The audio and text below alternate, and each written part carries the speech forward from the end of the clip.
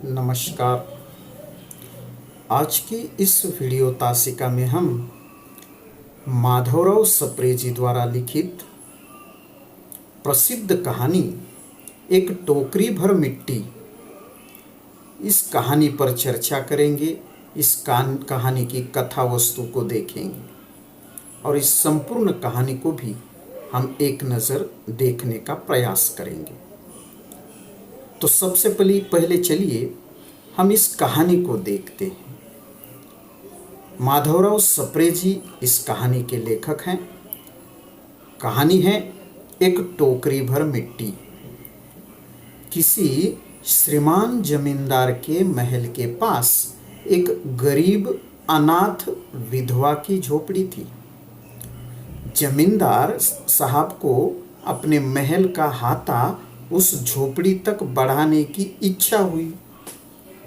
विधवा से बहुतेरा कहा कि अपनी झोपड़ी हटा ले, पर वह तो कई जमाने से वहीं बसी थी। उसका प्रिय पति और इकलौता पुत्र भी उसी झोपड़ी में मर गया था। पतोहू भी एक 5 बरस की कन्या छोड़कर चल बसी थी।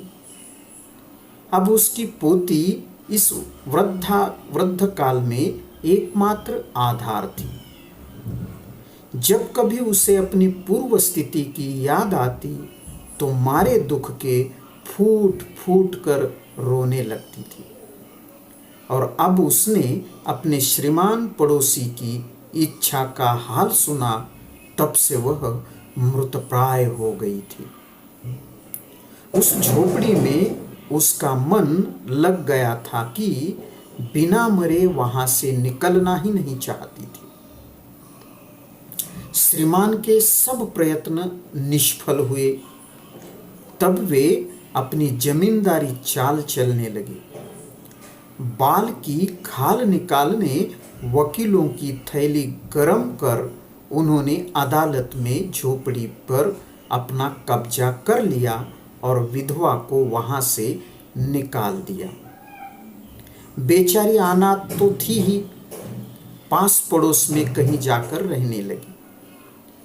एक दिन श्रीमान उसी झोपड़ी के आसपास टहल रहे थे और लोगों को काम बतला रहे थे कि इतने में वह विधवा हाथ में एक टोकरी लेकर वहां पहुंची। श्रीमान ने उसको देखते ही अपने नौकरों से कहा कि उसे यहां से हटा दे, पर वह गिड़गिड़ाकर बोली, महाराज, अब तो यह झोपड़ी तुम्हारी ही हो गई है, मैं उसे लेने नहीं आई हूं। महाराज क्षमा करें, तो एक विनती है। जमींदार साहब के सिर हिलाने पर उसने कहा, जब से यह झोपड़ी छूटी है तब से मेरी पोती ने खाना पीना छोड़ दिया है। मैंने बहुत समझाया, पर वह एक नहीं मानी। यही कहा करती है कि अपने घर चल, वहीं रोटी खाऊंगी। अब मैंने यह सोचा कि इस झोपड़ी में से एक टोकरी भर मिट्टी लेकर उसी का चूल्हा बनाकर रोटी पकाऊंगी। इससे भरोसा है कि वह रोटी खाने लगेगी। महाराज कृपा करके आज्ञा दीजिए तो इस टोकरी में मिट्टी भर ले आऊं। श्रीमान ने आज्ञा दे दी। विधवा झोपड़ी के भीतर गई। वहां जाते ही उसे पुरानी बातों का स्मरण हुआ और उसकी आंखों से आंसू की धार बहने लगी। अपने आंतरिक दुख को किसी तरह संभाल कर उसने अपनी टोकरी मिट्टी से भर ली और हाथ से उठाकर बाहर ले आई। फिर हाथ जोड़कर श्रीमान से प्रार्थना करने लगी, महाराज कृपा करके इस टोकरी को जरा हाथ लगाइए, जिससे कि मैं उसे अपने सिर पर धर लूं। जमींदार साहब पहले तो बहुत नाराज हुए, पर जब वह बार बार हाथ जोड़ने लगी और पैरों पर गिरने लगी तो उनके भी मन में कुछ दया आ गई। किसी नौकर से न कहकर आप ही स्वयं टोकरी उठाने के लिए बढ़े। जो ही टोकरी को हाथ लगाकर ऊपर उठाने लगे, त्यों ही देखा कि यह काम उनकी शक्ति के बाहर का है। फिर तो उन्होंने अपनी सब ताकत में लगाकर टोकरी को उठाना चाहा, पर जिस स्थान पर टोकरी रखी थी वहां से वह एक हाथ भर ऊंची नहीं हुई। वह लज्जित होकर कहने लगे, नहीं, यह टोकरी हमसे न उठाई जाएगी। यह सुनकर विधवा ने कहा, महाराज, नाराज न हो, आपसे तो यह टोकरी भर मिट्टी नहीं उठाई जाती और इस झोपड़ी में तो हजारों टोकरियां मिट्टी पड़ी है। उसका भार आप जन्म भर कैसे उठा सकेंगे? आप इस बात पर विचार कीजिए श्रीमान। जमींदार साहब धन मद से गर्वित हो अपना कर्तव्य भूल गए थे, पर विधवा के उपर्युक्त वचन सुनते ही उसकी आंखें खुल गई। कृतकर्म का पश्चाताप कर उन्होंने विधवा से क्षमा मांगी और उसकी झोपड़ी वापस दे दी। ये है एक टोकरी भर मिट्टी जो माधवराव सप्रे जी ने लिखी हुई कहानी थी।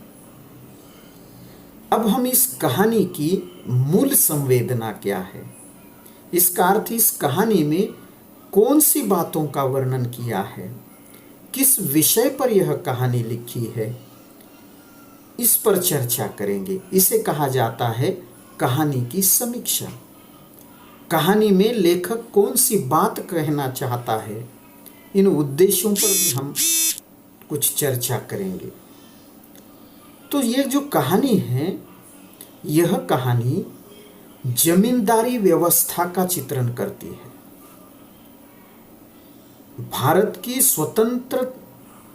भारत स्वतंत्र होने तक हमारे देश में जमींदारी व्यवस्था थी।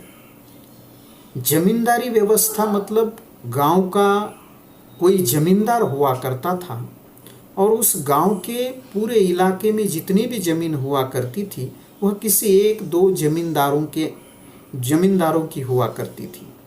और वहाँ पर वह जमींदार जो भी मजदूर लोग होते थे, खेतीहर मजदूर, खेती का काम करने वाले लोग होते थे, उनसे श्रम करवाकर उनके श्रम का शोषण करके वह धन पैसा कमाते थे। उन पर अत्याचार किया जाता था और उनका यह अत्याचार केवल कृषि या खेती से जुड़ा हुआ ही नहीं था, तो पैसों की बदौलत, सत्ता की बदौलत पैसे फेंक कर हम कुछ भी और किसी का भी घर, मकान, खेती हथिया सकते हैं, ये उनकी मानसिकता हुआ करती थी। तो इस कहानी में भी वही है। जो जमींदार है, जो श्रीमान जमींदार हैं, मतलब अत्यंत प्रतिष्ठित जमींदार हैं, वह जमींदार अपनी उस महल का हाता बढ़ाना चाहता है, अपने उस महल का आंगन बढ़ाना चाहता है। और इस आंगन बढ़ाने में सामने जो विधवा स्त्री है, जो गरीब है, निर्धन है, उस स्त्री की वह झोपड़ी जो है बीच में बाधा बनती है। वह पहले लालच दिखाकर या उस पर रौब झाड़कर या दबाव डालकर जो है उसकी वह झोपड़ी हासिल करना चाहता है। लेकिन जिस गरीब विधवा स्त्री ने अपना सब कुछ गंवाया है और सिवाय एक पोती के उसके जीने का कोई आधार नहीं है, वह किससे डरेगी? वह किसी से भी डरती नहीं और वह वहीं रहने लगती है। और हार कर फिर जमींदार अपनी सत्ता का, अपने पैसों का इस्तेमाल करके अदालत में जाकर जो है वह झोपड़ी अपने नाम कर लेता है और वह विधवा स्त्री हार जाती है और वह चुपचाप अपनी झोपड़ी छोड़कर आस पड़ोस के इलाके में जो है रहने के लिए जाती है। तो ये जो तत्कालीन समाज में जमींदारी व्यवस्था थी, उस जमींदारी व्यवस्था का चित्रण इस कहानी में हुआ है। इस जमींदारी व्यवस्था का चित्रण करना भी इस कहानी का उद्देश्य है। तो ये पहली विशेषता है। दूसरी जो है, इस कहानी में और कौन सी समस्या है और कौन से विषय पर यह कहानी है? तो एक गरीब अनाथ विधवा, इस तरह से उस विधवा स्त्री से दो विशेषण जोड़ दिए गए हैं। एक तो वह गरीब है, मतलब उसके पास धन नहीं है, पैसा नहीं है, किसी तरह वह अपनी पोती की परवरिश कर रही है। और दूसरा अनाथ है, उसका कोई पति नहीं है। स्त्रियों के संदर्भ में यह जो है मान्यता है कि उसका जो है पति है या बेटा है तो वह अनाथ नहीं कही जाती है। यहाँ पर पति भी नहीं है, बेटा भी नहीं है, तो वो अनाथ हो गई है। तो ये जो उस समय की हमारी जो मानसिकता थी कि स्त्री को हम स्वतंत्र रूप से एक मनुष्य के रूप में मान्यता नहीं देते हैं, यह हमारे समाज की जो है कमजोरी रही है। पुरुष प्रधान समाज व्यवस्था होने के कारण यह सोच है कि स्त्री स्वतंत्र है और वह अनाथ है यहाँ पर। हालांकि वह स्त्री उस पोती के लिए सहारा है, आधार है, जो 5 साल की है। तो वो जो पोती है, वह पोती इस विधवा स्त्री के कारण अनाथ नहीं हुई है। अनाथ मतलब जिसका कोई नहीं होता, ऐसा। यहाँ पर जो है एक हमारी जो व्यवस्था है कि पुरुष प्रधान व्यवस्था में किसी स्त्री का कोई न होना मतलब उसे अनाथ है। भले वह 2 स्त्री उस परिवार में स्त्रियां क्यों न रहती हो, लेकिन यहाँ लेखक ने अनाथ कहा है, ये तत्कालीन दृष्टिकोण है। तो इस गरीब अनाथ विधवा की असहायता का चित्रण यहाँ किया है। असहायता किस तरह से है? तो असहायता जो है, यहाँ पर जमींदार उसकी झोपड़ी हथिया रहा है, जमींदार उसकी झोपड़ी को हासिल कर रहा है, लेकिन वह कुछ नहीं कर पाती है। जब जमींदार दबाव डालकर, उसे लालच दिखाकर वह झोपड़ी हासिल नहीं करता है, तो अदालत में जाकर वह झोपड़ी को हासिल करता है और उस विधवा स्त्री को निराधार करता है, निराश्रित करता है, जिसका आश्रय छीन लेता है और वह बिल्कुल असहाय हो जाती है। वह चुपचाप वहाँ से निकल जाती है। उसके पास विरोध करने का कोई जो है, विरोध करने की कोई उसके पास साहस नहीं है, हिम्मत नहीं है। तो ये उसकी असहायता है। गरीब है, निर्धन है, तो उस दृष्टि से भी वह असहाय है। खाने के लिए जो है उसके पास पैसे रुपए नहीं है, जिस तरह से मतलब किसी तरह से वह अपना जीवन यापन कर रहे हैं। तो ये कहानी की एक मूल संवेदना है, एक विषय है कि इसका भी चित्रण इस कहानी में हुआ है। तीसरी बात अगर हम करें तो इसमें संवेदनशीलता का बहुत अधिक सूक्ष्मता से चित्रण हुआ है और 2 तरह से संवेदनशीलता यहाँ दिखाई देती है। एक है गरीब विधवा अनाथ उस स्त्री की संवेदनशीलता, और दूसरा उस जमींदार की भी संवेदनशीलता है। सबसे पहले हम गरीब अनाथ विधवा स्त्री की संवेदनशीलता को देखेंगे। तो यहाँ पर उसकी संवेदनशीलता 2 तरह की है कि एक तो उसकी यह संवेदनशीलता के कारण ही उसका उस झोपड़ी से, जिसमें कुछ नहीं है, बिल्कुल उस झोपड़ी में अभाव ही अभाव है, लेकिन उस झोपड़ी में उसका पति गुजर गया, उसका इकलौता बेटा गुजर गया, उसकी बहू मतलब पतोहू गुजर गई। इसके कारण उसकी भी यह इच्छा है कि उसे भी जब मृत्यु आए तो इसी झोपड़ी में आए, और इस कारण उसकी यह संवेदनशीलता उसे उस झोपड़ी से जोड़ देती है। ये संवेदनशीलता है कि हम जिस जगह रहते हैं उस जगह से हमारा रिश्ता जुड़ जाता है। दूसरी बात जो है, अपने पति बेटों के खोने का डर जो है उसे, ये एक संवेदनशीलता है। खोने का दुख जो है उसे बहुत होता है। वह अपने उस झोपड़ी में जब चली जाती हैं, या उस अपनी पहली जो यादें हैं उसकी, उन यादों को जब भी वह स्मरण करती हैं तो वह फूट फूट कर रोने लगती है। तो ये भी संवेदनशील व्यक्ति का ही एक तरह से एक संकेत है, विशेषता है, कि वह अपने गुजरे हुए रिश्तों को, या अपने जो भी पति है, बेटा है, इनकी मृत्यु का दुख आज भी उसके हृदय में जो है उतना ही है, और इसलिए वह फूट फूट कर रोने लगती है। तो ये रिश्तों को लेकर जो एक संवेदनशीलता है उसका भी वर्णन यहाँ पर किया गया है। दूसरी बात, अपने पोती से वह बहुत अधिक स्नेह करती है, और जब उसे ये झोपड़ी छोड़नी पड़ी है तो झोपड़ी छोड़ने के पश्चात उसकी पोती भी उस घर से, उस झोपड़ी से उतना ही लगाव रखती है। और यही कारण है कि जब से उस झोपड़ी से वह निकले हैं तब से उसकी पोती ने कुछ नहीं खाया है, और उसकी संवेदनशीलता ही उसे जो है उस झोपड़ी के पास, उस बुढ़िया को उस झोपड़ी के पास फिर से खींच कर ले आती हैं, कि हो सकता है कि इस झोपड़ी से वह एक टोकरी भर मिट्टी ले जाए, और उसका अगर वह चूल्हा बनाए और उस चूल्हे पर बनाई गई रोटी उसे खिलाएं तो शायद वह खा लेगी। इस आशा के साथ वह फिर से उस झोपड़ी के पास आती है और गिड़गिड़ा कर जमींदार से विनती करती है कि उसे एक टोकरी जो है मिट्टी लेने दे। और ये एक संवेदनशीलता यहाँ पर हमें देखने के लिए मिलती है। और अगर हम संवेदनशीलता की बात करें तो यहाँ पर वह जो स्त्री है, उस स्त्री के प्रति जमींदार की संवेदनशीलता हमें दिखाई देती है। कैसे?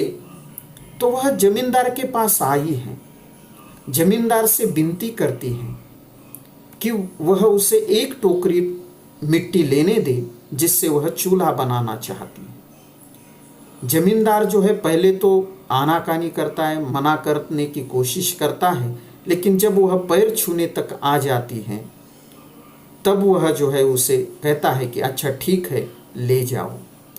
और वह उस झोपड़ी में चली जाती हैं। झोपड़ी में जाने के बाद वह अपनी झोपड़ी को फिर से देखती है, और फिर उसकी आंखों से आंसुओं की धार जो है बहने लगती है। उसका आंतरिक जो दुख है, वह आंतरिक दुख आंसुओं के माध्यम से बाहर आता है।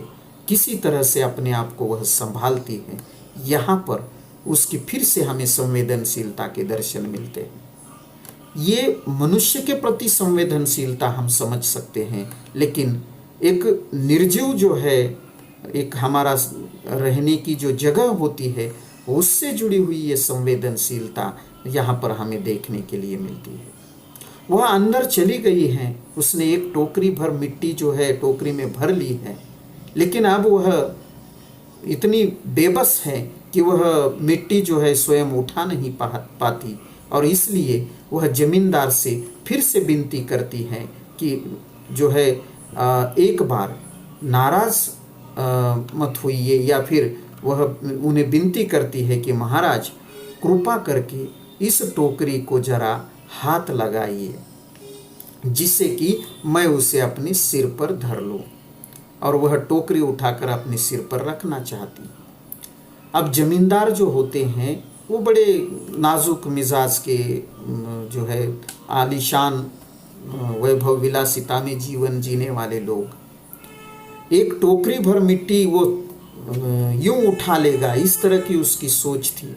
उसने इधर उधर देखा और स्वयं ही जो है वह टोकरी उठाकर अपनी उस विधवा के सिर पर रखने की कोशिश करते हैं, लेकिन एक हाथ के ऊपर वह टोकरी नहीं उठा पाते, और उनसे जो है वह टोकरी नहीं उठती। अत्यंत लज्जित होकर वह कहते हैं कि नहीं, यह टोकरी हमसे न उठाई जाएगी। और यह सुनकर फिर से दो एक तो एक तरफ गरीब विधवा की संवेदनशीलता है कि वह उस टोकरी उठाने के बहाने उस जमींदार की संवेदनशीलता को जागरूक करती है, और वह जमींदार से कहती है, महाराज नाराज न हो, आपसे तो एक टोकरी भर मिट्टी नहीं उठाई जाती, और इस झोपड़ी में तो हजारों टोकरियां मिट्टी पड़ी है, उसका भार आप जन्म भर कैसे उठा सकेंगे? आप इस बात पर विचार कीजिए श्रीमान। और वह जो है विधवा की ये बात सुनकर अब तक जो धन और मद मतलब मस्ती में जो गर्व का अनुभव करता था, जो अपना कर्तव्य भूल गया था, वह जमींदार साहब उस विधवा की बात सुनकर उसकी आंखें खुल जाती हैं और उसे अपने किए पर पछतावा होता है। वह विधवा से क्षमा मांगता है और उसे उसकी झोपड़ी वापस कर देता है। इस वाक्य का अर्थ क्या हुआ कि एक टोकरी आप जिस मिट्टी को नहीं उठा पाते हो, तो आप ये हजारों टोकरियों या जिसमें हजारों टोकरियां हैं, ऐसे इस मिट्टी को जो है आप कैसे उठाएंगे? ये एक अर्थ कि आपसे ये कैसे उठाई जाएगी। अगर आपसे एक टोकरी नहीं उठाई जाती है तो आप इस झोपड़ी को हासिल करने की इच्छा ही क्यों रखते हो? और दूसरी बात कि आप जो है उसका भार मतलब मुझे एक टोकरी जो है आप देने की आपकी इच्छा नहीं हो रही थी, तो आप जो है आज मेरी पूरी झोपड़ी हासिल कर रहे हो, तो इसका भार आप जिंदगी भर कैसे उठाएंगे? मतलब कि मेरी इच्छाओं को आप जो है किस तरह से मेरे इस भार को कैसे उठाएंगे कि मेरी जो इच्छा इस झोपड़ी में रहने की है, उसका भार आप कैसे उठाएंगे? आप इस पाप के बोझ को कैसे उठाएंगे कि किसी की झोपड़ी आपने हासिल की है, बेबस औरत की झोपड़ी आपने हासिल की है, तो ये जो पाप आपके सिर पर चढ़ेगा, उस पाप को आप कैसे जिंदगी भर उठा सकेंगे?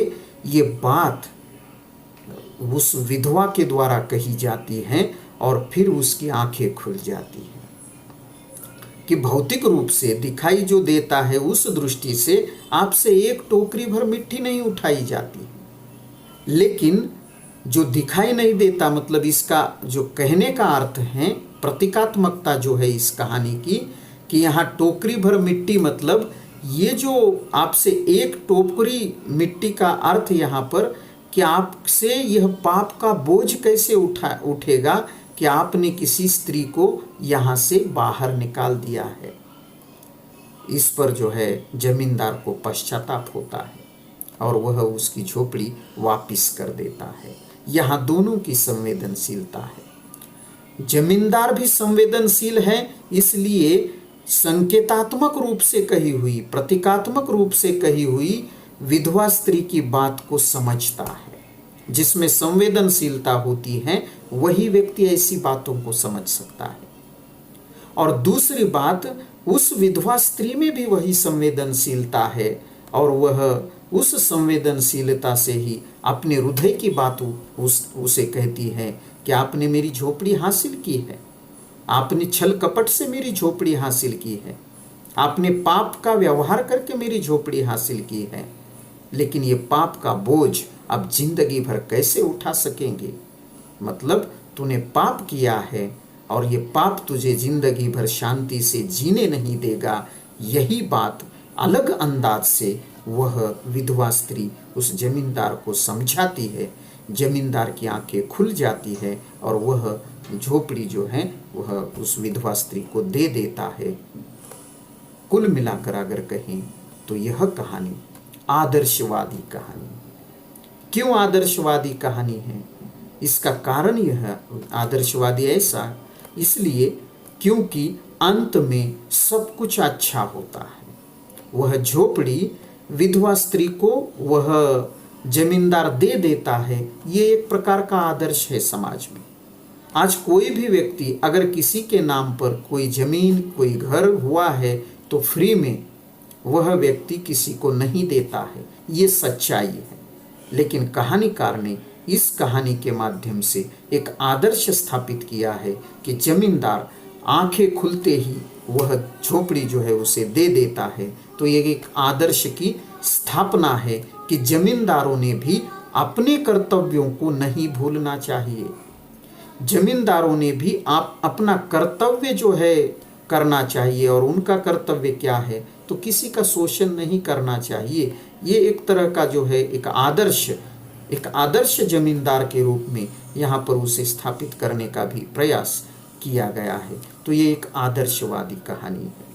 तो कुल मिलाकर अगर हम कहें तो इस कहानी में जमींदार और एक गरीब अनाथ विधवा स्त्री के माध्यम से लेखक माधवराव सप्रे जी ने जमींदारी व्यवस्था का चित्रण किया, उस विधवा स्त्री की असहायता का चित्रण किया, एक संवेदनशीलता का चित्रण किया है और एक आदर्श समाज के सामने रखने का प्रयास किया है। तो जमींदारी व्यवस्था का चित्रण करना इस कहानी का उद्देश्य है। उस गरीब अनाथ विधवा की असहायता का चित्रण करना इस कहानी का उद्देश्य है। समाज के सामने एक आदर्श स्थापित करना इस कहानी का उद्देश्य है। और सबसे अहम बात, संवेदनशीलता का चित्रण करना, मनुष्य को संवेदनशील बनाना, यह भी इस कहानी का उद्देश्य है। आशा है आप यह कहानी समझे होंगे। हम फिर से नए वीडियो में नए कहानी के साथ फिर से उपस्थित होंगे। तब तक के लिए धन्यवाद।